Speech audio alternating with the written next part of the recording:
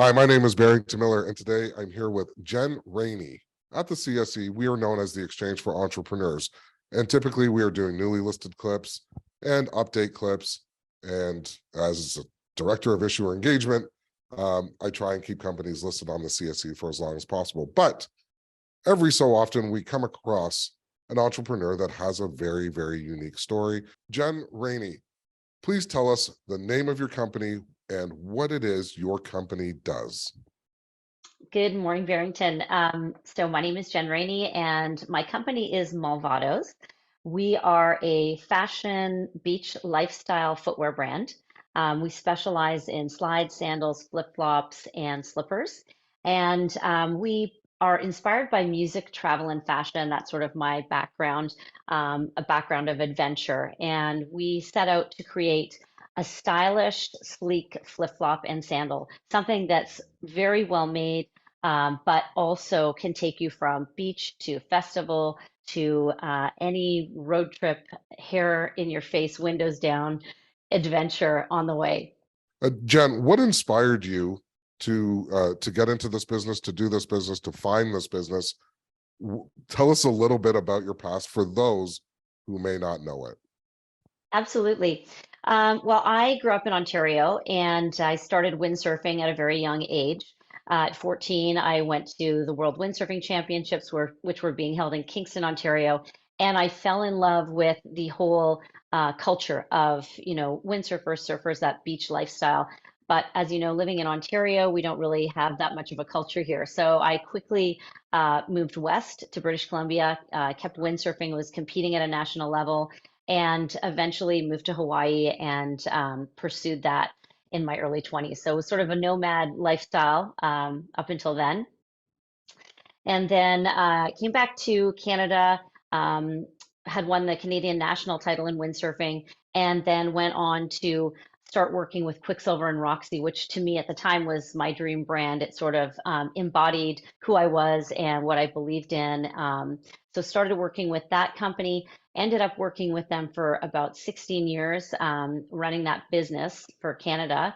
And then over the years, just saw a void in the market, in specifically in that beach footwear market, and that is how Malvados was born. Well, where did you get the name from? That's a really good question. So when I was creating the brand and I had a vision of what we were going to be, I thought of all my favorite words that I used, the things that I said the most, and I just love the Spanish dialect. So I translated them all, and the number one on my list was wicked, because I used to say that all the time in my 20s. So Malvados is wicked translated in Spanish. That is awesome. That is literally part of my vernacular every day. Those that know me, I spell it Wikkid. It's used constantly. So uh, I love it. now, what am I wearing? What is Okay, this? well, It's I mean, I look like a teddy bear. A little bit of Fozzie channeling, you dating are myself. wearing our robe again, which I created last year. As you know, we went through the pandemic and everything shifted in terms of fashion and apparel, and people wanted to be cozy and comfy. And so I developed a line of footwear initially, slippers, and then last year I added the robe again, which is what you're wearing. So robe crossed with a cardigan, the most comfortable, cozy thing to wear around your home. I vouch. I'm not only the host of this program, but I am a client now. It has pockets, it has a hood, and we're gonna put a picture up of our very own VP James Bach sporting this and looking mighty comfortable. Now, the journey that you've taken to get here, there's not a lot of. I'll just be honest. There's not a lot of female founders, creative directors, people that started a company. How have you found the landscape, I guess, basically in Canada, being in the position that you're being, and beyond, since you have North American experience? Mhm. Well, I come from a fashion background. I worked for Quicksilver and Roxy for a long time, and then I worked with a few other brands as a distributor before Malvados. But in the fashion industry, there's a lot of women, obviously, in the industry. Um, I found it, the landscape has been, we've had a lot of challenges, obviously, in the last couple of years, but as a female entrepreneur, there are some great organizations out there that are really supportive, that are working to provide more funding to female entrepreneurs, and even our government provides, they do really support that. The women who are out there. So I do feel like there's been a lot of support. My industry, like I said, has been, we do have a lot of women. So there's a lot of people out there that are great mentors for me, who have started their own brands as well in Canada. I want to jump back to windsurfing because my only reference, anything even close, is Point Break. And when you say culture, is the culture very similar? Um, yeah, like what is it for those who are uninitiated like myself? What is the culture? I would say the surf culture and windsurf culture and now kite surfing culture is very similar. It's a laid back lifestyle. People sort of live in the moment, a lot of positive energy, and I've always been drawn to that. Obviously, working with Quicksilver and Roxy at the very beginning of when those brands were created was incredible because that was founded by surfers. It was run by surfers. All the VPs were surfers, and it had a certain magic to it. That it was corporate, it was growing. The growth we saw was astronomical in those first like 10 to 20 years.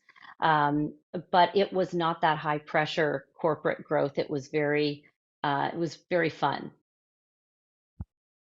Uh, Now I know you have data on your demographics, but who's your customer?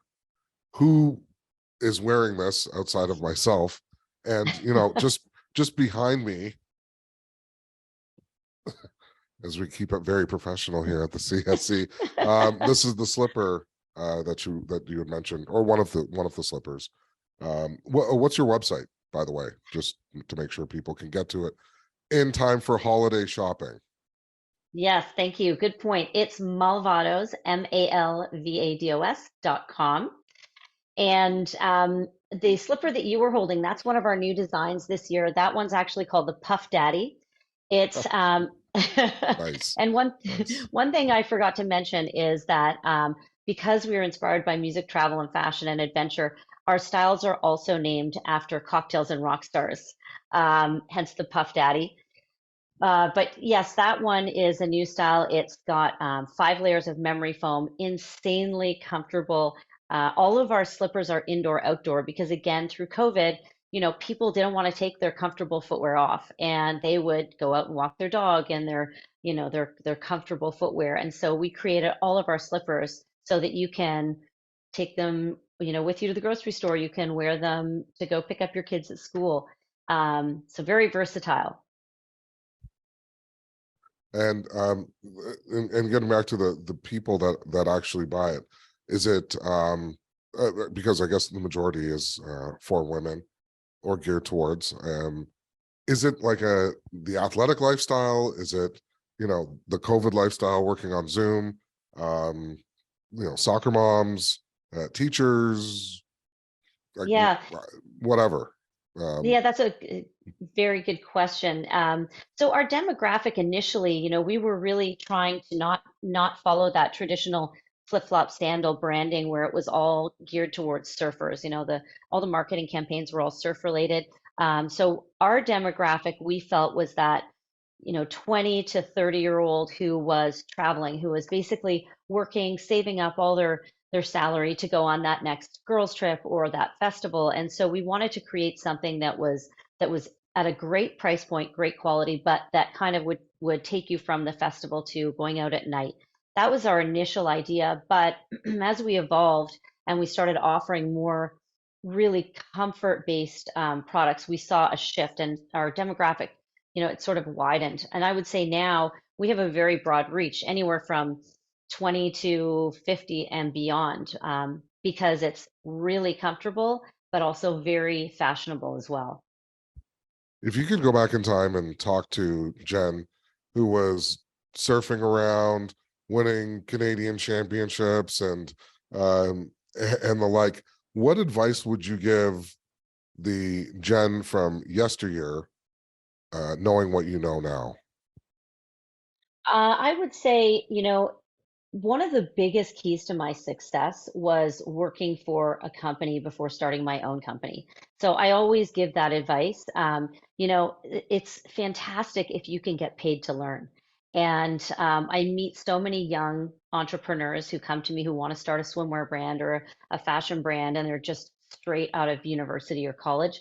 I always tell them, like, take those years, those are invaluable lessons. I learned so much, especially on branding and marketing when I worked for Quicksilver. That brand was just incredible and an amazing learning place for me. Now, there's a lot of talk about ESG and sustainability and all of those things. Where does your company fall in when it comes to these types of practices? Well, we're trying to be as eco-friendly as possible, and we are moving in that direction. Every day, we're sort of working towards developing better environmentally friendly products. So this year, I was really proud that we moved to completely biodegradable packaging. So in the past, our product would come in a plastic bag with a plastic hanger with, a plastic loop with our hang tag on it. And so now we've moved to it's a corn-based byproduct. So the bag is completely compostable. We have paper hangers, and we also have string instead of plastic. So that was the number one. I mean, that it's more expensive for us to do that, and it's also a little risky because you're dealing with packaging that's going to, basically be biodegradable. So, but that move was really important. Uh, Um, oh, sorry. Go oops, ahead. and I was going to say on the product side, we have a great factory partner that we work with, and right now we're developing. We use mostly EVA and PU in our fabrications. Those are petro-based, and we're moving now towards more of a bio-based and a sugarcane based for those materials, as well as our jersey product. We're moving towards using more recycled jersey products as well. Is there a place globally that you sort of want to get into and penetrate that market? Or is there a place where you're surprised by the amount of interest um, in your company? We have a great distributor in Japan. Oddly enough, we've been on the retail floor since 2017, and over those years, we've been approached by different distributors. We have a great footprint in North America, but we've had a number of distributors from different countries approach us, and we've worked with some off and on. Japan, we've been working with now. This will be our third year. We have a great distributor. They love our product there. We work with them sometimes on special makeup, so specific to their market. But yeah, it's interesting. They really resonate well with our line. I see you have a couple sandals in your background. What are those? Yes. So these are some of our products that we're going to be launching for spring 2023. So like this is a new ombre style. All of our styles again have a memory foam footbed, so really, really comfy. This is one of our slides, and our slides we use what we call the Embrace footbed technology. So we use a memory foam on the upper, as well as a cushioning molded footbed on the bottom. So it really feels like your foot is getting embraced when you put on our product. I see a theme here because I feel embraced in this, and I know when I bring it home, I'm not going to be. I won't have it anymore. It's gonna be gone. Yeah, my daughter. This has her written all over it. But Well, yeah, go ahead. well, what's interesting about the whole idea of comfort and why we developed the robe again is, in 2020 when we started facing the reality of COVID and retail shutting down, that was at the point where we receive all of our product from our factory. So February, our product comes in, it goes out in the next 3 months because it's obviously summer related. And it was terrifying being in that situation, knowing that we had the inventory, stores were closed, orders were getting canceled. So it was a very fast pivot. So the first thing that I did was I designed a slipper, just one slipper, very simple. I had 2 weeks to get orders into our factory to make it for the holiday season. So I literally, with just a CAD drawing and one sample, sent it out to our sales reps in North America, and we sold 26,000 slippers in 2 weeks. It was honestly just the most incredible thing, because had we not moved in that direction with slippers and loungewear, we would not be here right now. Is is that saying something about the industry? Like, is that, would you say that's an easier entry point? I guess to get into fashion and this type of loungewear. It's such an interesting industry, fashion. It's not easy. It's very complicated, and you can never, you can't really predict anything because it's very fickle. Things change daily, and so if I were to create a slipper right now, I would not see the same reaction and success because once somebody does something, then everybody follows suit. So now we're seeing that category of slippers and loungewear is very, very saturated. So it's my job to be constantly thinking about what's the next trend, what's the next category I can enter or style I can create that'll keep me, in the running and successful. And I guess now is my final question, and this has to do with the future. Like, what is your goal? What is your company's goal, or what's your ideal as to where you want to be, say in the next 3 to 5 years, or beyond? Hmm. We've done a great job as a brand growing, and we had immediate acceptance in our first season. We opened and had 400 stores buying our product that very first season, and I think it was because we've done such an amazing job with our branding. We've been very authentic. We have, our brand ambassadors, our musicians, DJs, travel bloggers, and so I've had this great success with good sales reps, great distribution. Now it's just growing it. So, for instance, we are in Canada, we're in the Bay, and we're in Simons, we're in Bikini Village. We want to become bigger partners with those companies. So just growing our footprint, also creating better, better product, more sustainable product.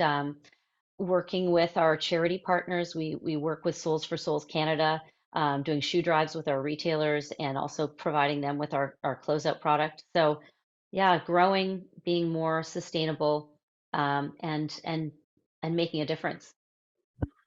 Well, Jen, on behalf of the Canadian Securities Exchange, I just want to say thank you for taking the time and for the wonderful gear. Uh, Remind the people again where they can find your products online. So thank you so much, Barrington. You can find us at malvados.com, malvados.com. And we just launched all of our new holiday products. So great time to go check us out. Don't forget, check them out and keep supporting the entrepreneur story and the journey that they take. I've been your host, Barrington Miller. This has been another entrepreneurial story, courtesy of the Canadian Securities Exchange. I'm here with Jen Rainnie, and we will see you on the next episode.